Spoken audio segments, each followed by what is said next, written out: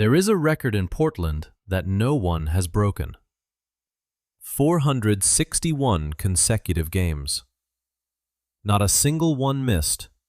Through injuries, through trades, through everything the NBA could throw at him, one man showed up every single night for 8 straight years.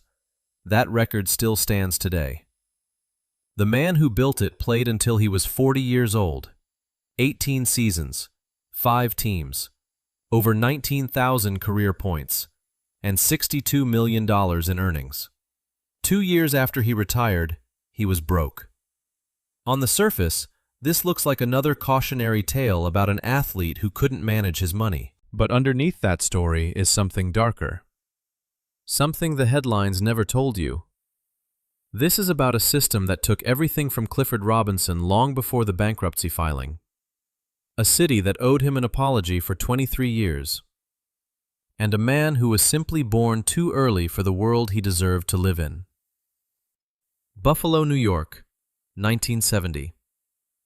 If you didn't grow up there, you probably only know it as the city that lost 4 straight Super Bowls. But Buffalo in the 70s and 80s was something else entirely.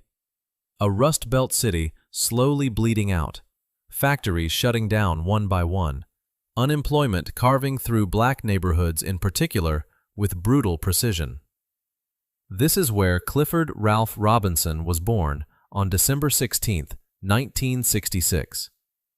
His coach at UConn, Jim Calhoun, would later describe him simply as a kid who came from a difficult background.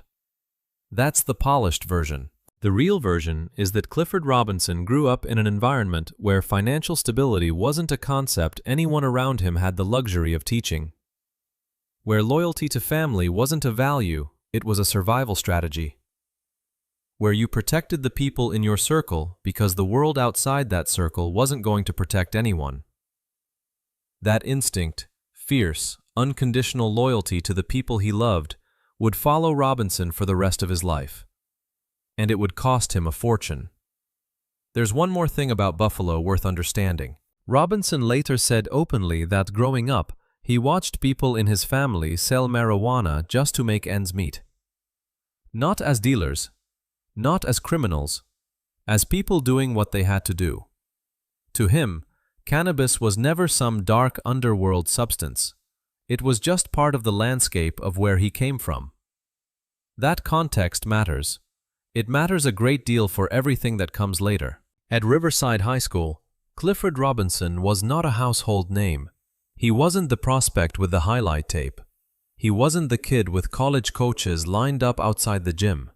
He was tall, growing toward 6 feet 10 inches, but talent alone doesn't get you noticed when nobody's looking. One person was looking. Bill Russell, his JV coach at Riverside.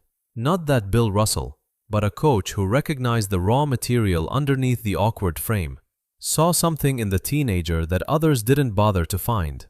The discipline, the hunger, the way Robinson competed even when the stakes were low. It wasn't enough to make him a recruiting sensation, but it was enough to get him to the University of Connecticut. UConn in 1985 was not a basketball powerhouse. Let's be clear about that. When Robinson arrived as a freshman, UConn was a program still trying to establish itself on the national stage.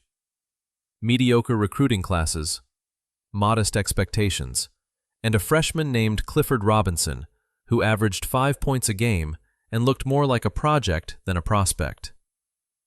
His coach that year told him flat out, "You have 2 choices. I can kick you out if you keep doing what you do, or I'm going to watch you play a lot of years in the NBA." The man who said that was Jim Calhoun, brought in during Robinson's sophomore year to rebuild the program. And what followed between those 2 men?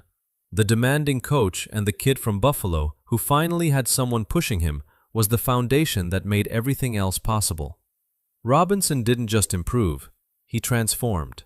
By 1988, UConn won the NIT championship. Robinson was named to the all-tournament team. Calhoun would later call him, without hesitation, the first great player in UConn history, the cornerstone of a program that would eventually become a national dynasty. His number, 00, was retired at Gampel Pavilion in 2007. He was named to UConn's All-Century team. Not bad for a kid nobody recruited. 1989 NBA Draft. Clifford Robinson waited. Round 1 passed without his name being called. He kept waiting. Deep into round 2, the Portland Trail Blazers selected him with the 36th overall pick. Pick 36. To understand what that meant in 1989, you have to understand the context. The second round of the NBA draft at that time was essentially a courtesy. Most picks never made a roster. The ones who did rarely lasted more than a season or two.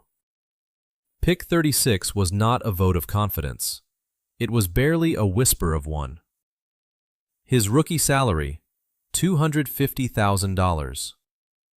Enough to feel like a different world from Buffalo, not enough to change the way he thought about money, about loyalty, about how you treat the people you came from. He packed his bags for Portland, Oregon, a city he'd never lived in, a franchise that hadn't exactly cleared a spot for him. Nobody was betting on Clifford Robinson, which, looking back, was the last mistake anyone who underestimated him ever got to make. Portland, Oregon, 1989. The Trailblazers were not a rebuilding project. They were a contender, one of the best teams in the Western Conference, built around Clyde Drexler, Terry Porter, and a roster deep enough to go the distance. Head coach Rick Adelman ran a system that rewarded intelligence and versatility. This was not a place where a raw second-round pick was supposed to walk in and contribute immediately. Robinson walked in and contributed immediately. His rookie season, Portland made the NBA Finals. He was 22 years old, playing alongside veterans who had been in the league before he ever set foot on a college court. He absorbed everything: the pace, the professionalism, the standard of what it meant to compete at the highest level every single night. Most rookies spend their first year just trying to survive. Robinson spent his first year in the NBA Finals. That experience rewired something in him. It told him, at the deepest level, that he belonged. Not as a project, not as a placeholder, as a player. What it didn't tell him, what nobody told him, was how to hold on to what came next. Let's talk about the number 461. From the very start of his NBA career through February 22, 1995, Clifford Robinson did not miss a single game. 461 consecutive appearances. His first 5 seasons, he played all 82 games every year. Even in the seasons that followed, he never appeared in fewer than 75. That streak is the franchise record for the Portland Trail Blazers. It has never been broken. It still stands today. Think about what that number actually means. It means through every minor injury, every bout of illness, every physical toll that an NBA season inflicts on a human body, Robinson showed up. Night after night, city after city, back-to-back road games, early flights, late practices, he showed up. The Iron Man streak of a man who would later be labeled unreliable. The perfect attendance record of someone the league would eventually define by the 3 times he got caught. That's the first thing you need to hold on to when everything else in this story gets complicated. By the early 1990s, Portland was consistently one of the best teams in basketball. And Robinson was not a footnote in that success. He was the engine underneath it. The 1992 Western Conference Finals against the Utah Jazz. Portland wins. In the locker room afterward, Robinson, giddy, loose, fully himself for one of the first times on national television, does a victory dance and tells reporters its name. "The Uncle Cliffy!" The room laughed. The nickname stuck. And from that moment on, the public finally got to see what Portland had known for 3 years, that underneath the quiet professionalism was a personality that lit up every room it walked into. Uncle Cliffy, a man who made you smile just by existing. Portland went on to face the Chicago Bulls in the 1992 NBA Finals. They lost. Then they lost again in 1990. 2 finals appearances in 3 years, and nothing to show for it but the growing sense that this team was always one piece short of a championship. Robinson was not that missing piece, but he was the connective tissue that held everything together. 1992-93 season. Robinson averaged 19.1 points, 6.6 rebounds, and a career-best 1.99 blocks per game. Those are starter numbers. Franchise player numbers. But Robinson was coming off the bench, which made them even more extraordinary, because it meant he was producing at that level in compressed minutes, against fresh legs, with less time to find his rhythm. The NBA recognized it. 6th Man of the Year award, 1993. The following season, 1993-94, he was selected as an NBA All-Star, the only All-Star appearance of his career, but a validation of something his teammates had known for years. He was genuinely special. Not in the way Drexler was special. Not in the way that gets you on the cover of Sports Illustrated or lands you a shoe deal with your own signature line. Special in the way that winning teams are quietly built the player who defends the other team's best scorer, knocks down the open three, anchors the second unit, and never once asks for more credit than he gets. There is a particular kind of NBA player who makes everyone around him better without ever becoming the story himself. Robinson was that player for 8 years in Portland. Here's what people don't fully appreciate about Clifford Robinson's game. He was 6 feet 10 inches and could do things that players his size simply were not supposed to do in that era. Defend point guards on switches, shoot off the dribble from the perimeter, protect the rim, facilitate in the high post, knock down the corner three in the fourth quarter when the game was on the line.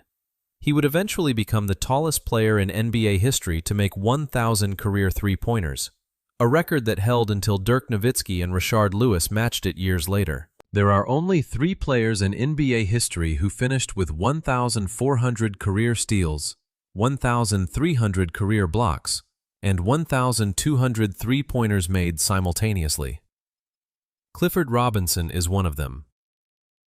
Let that settle for a moment. One of 3 players in the history of the entire league. He was, in the most precise way possible, the prototype of the modern NBA big man, the versatile, switchable, perimeter-capable forward that every team in the league spends lottery picks trying to find today. He was doing it in 1993. He was 20 years early. But here's where the foreshadowing starts to get uncomfortable. Because by 1995, the same year his consecutive game streak finally ended, something else was quietly shifting inside the Portland organization. The Drexler era was winding down. The roster was being rebuilt around different priorities. Robinson, still productive, still indispensable in many ways, was no longer being discussed as part of the franchise's long-term future. He didn't know that yet. He was still showing up every night, still putting up the numbers, still being Uncle Cliffy in the locker room, and a problem for opponents on the floor. Still assuming reasonably, given everything he had built there, that Portland would want him back. 8 years, 461 consecutive games, 2 NBA Finals. He had given Portland everything. What he didn't know was that Portland had already quietly decided what that was worth, and the answer was about to arrive in the ugliest possible way. Summer 1997. Clifford Robinson was a free agent for the first time in his professional life. 8 years, 1 city, 1 uniform.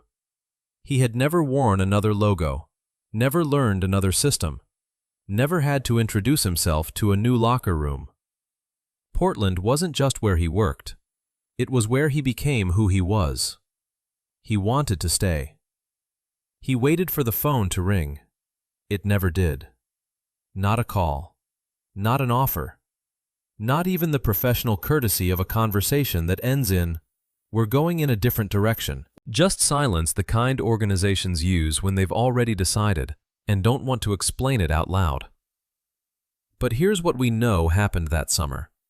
And once you know it, the silence makes a terrible kind of sense. July 1997. Robinson, his brothers, and friends were heading to a paintball tournament. They loaded his Humvee. Paintball guns. Equipment for a recreational sport. Nothing more. A neighbor watched them load the vehicle, saw a group of black men handling what looked, at a distance, to be long-barreled equipment, and made a decision about what that meant. They called 911. The report: armed men with assault rifles. What followed was not a routine traffic stop. Portland police issued a public safety alert broadcast across local and national media. Robinson's vehicle was tracked to the downtown waterfront and surrounded by what witnesses described as a paramilitary-style blockade. 10 police cars, officers with weapons drawn. Robinson recalled it simply: "The next thing I knew, there were 10 cop cars around us with guns pointing at us. I didn't know what was going on. I was totally scared." They searched the vehicle. No assault rifles, because there were none. But they found remnants of cannabis somewhere inside the Humvee, not in Robinson's immediate reach. The vehicle was large. The cannabis was in a section not directly accessible from the driver's seat where he was sitting. Robinson said it was his brother's. He was charged with marijuana possession anyway. Now watch what happened next. The racial profiling, the fact that a neighbor had called police on black men for loading paintball gear, disappeared from coverage almost immediately. The paramilitary response to a false report. The 10 cars with guns drawn on unarmed men going to play a recreational sport. All of it vanished. What remained in the headlines: Clifford Robinson arrested for marijuana possession. The framing was immediate and merciless. Irresponsible. Reckless. A distraction. A man letting down his teammates and his city. Robinson stood at a press conference and said, "I don't do anything but try my best to represent myself, represent the Trailblazers, and represent Portland on and off the court as best as I can." Portland heard him, and still made no offer.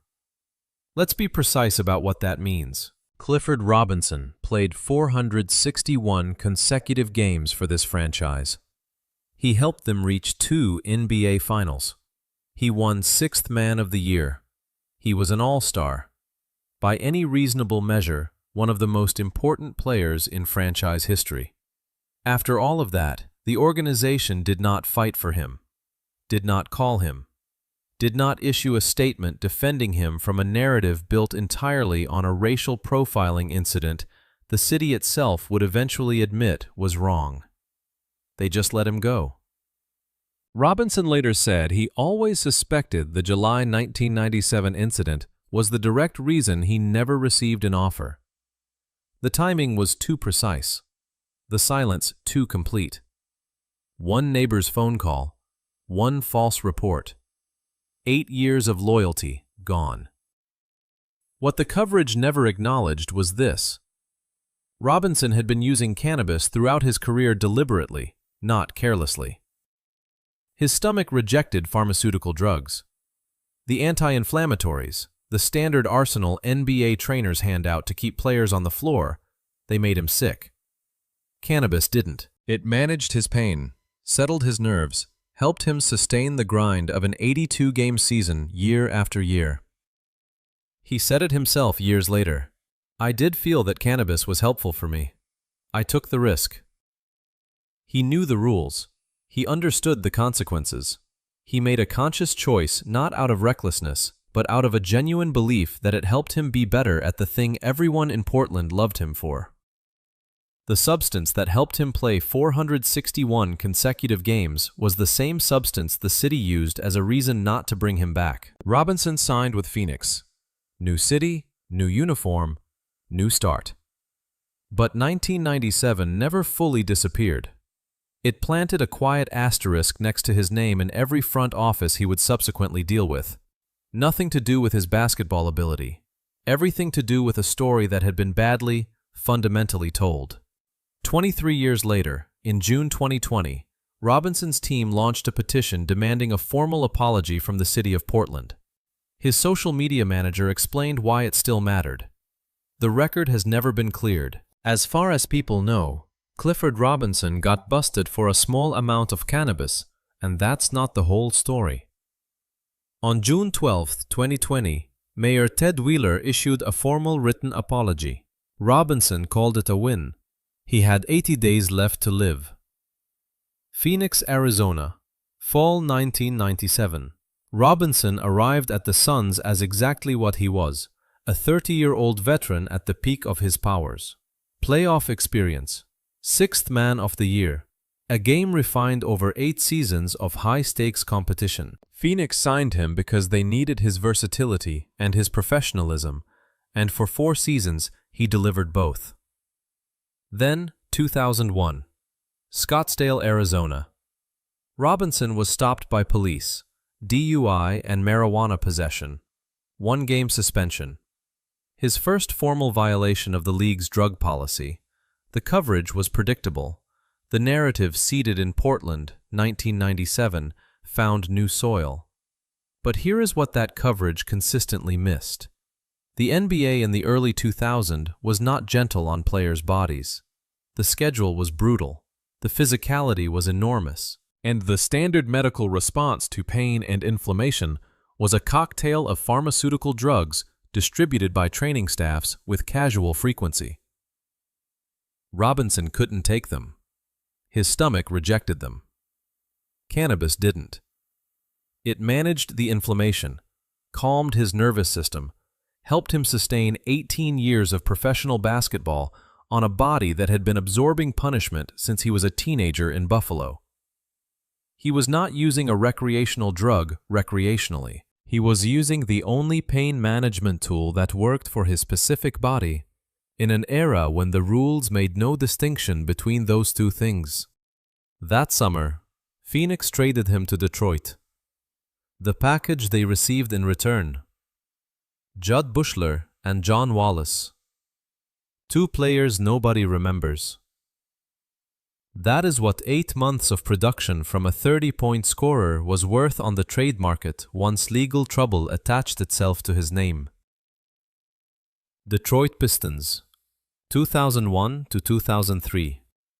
Robinson arrived in the middle of a franchise transformation. Chauncey Billups, Ben Wallace, Richard Hamilton, Tayshaun Prince. The pieces of a championship team were assembling around him in real time. Larry Brown was building something special. Robinson was not the centerpiece. He was the veteran presence, the professional, the player who understood the game at a level most of his teammates were still developing. He contributed. He competed. He did everything asked of him. Then, before the 2003-04 season, the season the Pistons would shock the world and win the championship, Detroit released him. He didn't get a ring. He was 1 year too early. That detail is not insignificant. 2 NBA Finals losses with Portland, released 1 season before Detroit won it all. Always in the right place, always slightly before the moment. Golden State Warriors, 2003 to 2005. Robinson was 36 when he joined the Warriors. By this point in most careers, the conversation shifts entirely to exit strategy. Robinson kept playing like he had something left to prove. In 2004, against the Denver Nuggets, he scored 50 points. At 37 years old, coming off the bench, deep into the second half of a career everyone assumed was winding down. That game made him, at the time, one of the oldest players in NBA history to reach 50 points in a single contest. That performance tells you something the bankruptcy filing never could, that Clifford Robinson was an exceptional basketball player, not a cautionary tale with some good years mixed in. The talent was real. The competitive fire was real, right up until the end. Then 2005. He failed a drug test. 5-game suspension. The league's anti-drug policy kept no record of why, only that he had tested positive again. 3rd documented violation. The whispers around the league grew louder. New Jersey Nets, 2005 to 2007. Robinson was 38 years old when he signed with the Nets. Fewer minutes, narrower responsibilities, the role of a veteran whose value lives more in what he knows than what he can still physically do. But he made it count. The 2005-06 season, New Jersey reached the second round of the Eastern Conference semifinals. They faced the Miami Heat, the team that would go on to win the championship. The series opened with a split. 1 win, 1 loss. Tied 1-1 heading back to New Jersey. This is the moment Robinson would carry with him for the rest of his life. Under the NBA's collective bargaining agreement, players were subject to 4 random drug tests per season. Once a player completed all 4, they were effectively clear, no more testing, regardless of what happened for the remainder of the year. 2 of Robinson's teammates had just finished their 4th test. They were done. They wanted to celebrate. They asked Robinson to smoke with them. He said no. He was 39 years old in his 17th season. He understood exactly what a 4th suspension would mean. They kept asking. He hadn't smoked in months, hadn't planned to. The Nets were in the second round. He had worked too hard to risk it. But they kept asking, and eventually, he relented. 2 days later, Robinson was selected for a random drug test. Positive. His suspension took effect, immediately removing him from the roster for games 3 through 7 of a series that was perfectly balanced and heading home. He sat in street clothes and watched the Nets lose. He described it years later with the quiet anguish of someone who had replayed it 1,000 times. That second suspension still nips at me. Not the Phoenix arrest. Not the Golden State test. The one in 2006, because he knew in that moment it was the last real chance he was ever going to have. He was right. Now look at all 3 suspensions together. The 1997 Portland incident. Cannabis found during a racially motivated stop, in a section of the vehicle not within his reach, that his brother said was his. Charged with possession regardless. The 2001 Phoenix incident. A DUI stop. 1-game suspension. The 2005 Golden State incident. A failed drug test for a substance Robinson openly used throughout his career to manage chronic pain. 5-game suspension. The 2006 New Jersey incident. A failed test taken 2 days after teammates who were no longer subject to testing themselves pressured a 39-year-old veteran into a decision he had already refused. 5-game suspension at the worst possible moment of his final playoff run. This is not the profile of a reckless man. It is the profile of a man using cannabis the way millions of Americans use it legally today, to manage pain, reduce anxiety, decompress from an extraordinarily demanding job in an era when the rules punished that choice without asking why. The tragedy is not that Robinson was weak. The tragedy is that he was honest about who he was in a league that had no tolerance for that honesty. July 2007. Robinson officially retired. 40 years old. 18 seasons. 1,380 games. 19,591 career points. He waited for the calls, coaching positions, front office roles, anything that would keep him connected to the game he had given everything to. The phone stayed quiet. He had poured 18 years into the NBA, and now the machine that had paid him well, punished him hard, and never once stood up for him when a false report became a national narrative, was simply done with him. $62 million in career earnings. No structure waiting on the other side. No plan for what came next. That combination was about to become very expensive. 2 years. That is how long it took. From the day Clifford Robinson retired in July 2007 to the day he filed for bankruptcy in 2009, 2 years. The number that stops people cold is not the bankruptcy itself, it's the speed of it. $62 million, earned across 18 seasons, gone in the time it takes most people to pay off a car. His assets at filing, $7.1 million. His debts, $12.4 million. More than $5 million underwater. The question everyone asks is, where did the money go? The right question is, who was supposed to prevent this and where were they? The bankruptcy trustee identified the primary cause clearly. Failed real estate investments in Washington State and Jackson County, Oregon. Property deals that collapsed during the 2008 financial crisis, the worst housing market implosion in American history. Robinson was not unusual in this. The 2008 crash destroyed portfolios across every demographic. But athletes carry a specific vulnerability into that kind of environment that ordinary investors don't. When your earning window is 18 years instead of 40, the pressure to invest aggressively is enormous. Agents, financial advisors, the entire ecosystem orbiting professional athletes, all of them push toward growth, toward deals, toward making the money work harder.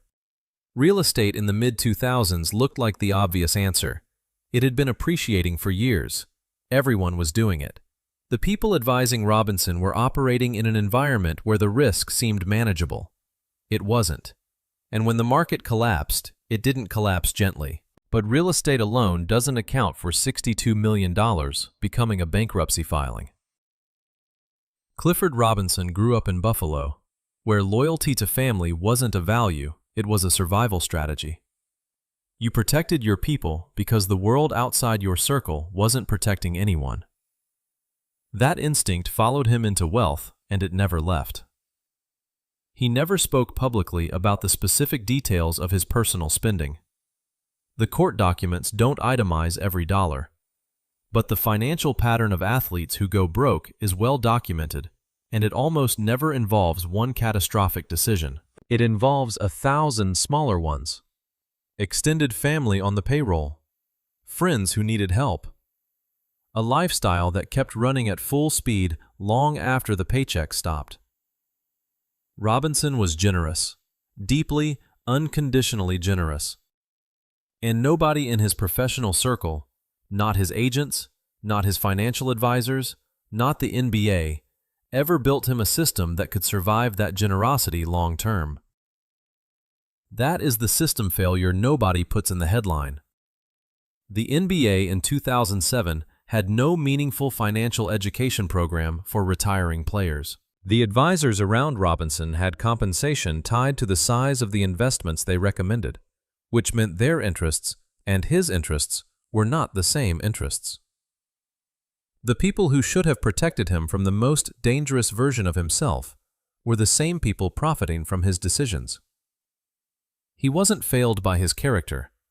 He was failed by an industry that handed 22-year-olds from difficult backgrounds enormous amounts of money and provided almost no infrastructure to keep it. He spent several years after the filing quietly rebuilding. The Portland house was auctioned. He restructured. He reduced. Worked through the debt with the same methodical patience he had brought to 461 consecutive games. Slowly, the hole got smaller. But basketball wasn't coming back. The coaching calls never materialized. The front office opportunities never appeared. He waited quietly, without making it a public grievance for the league to find a place for 18 years of knowledge and experience.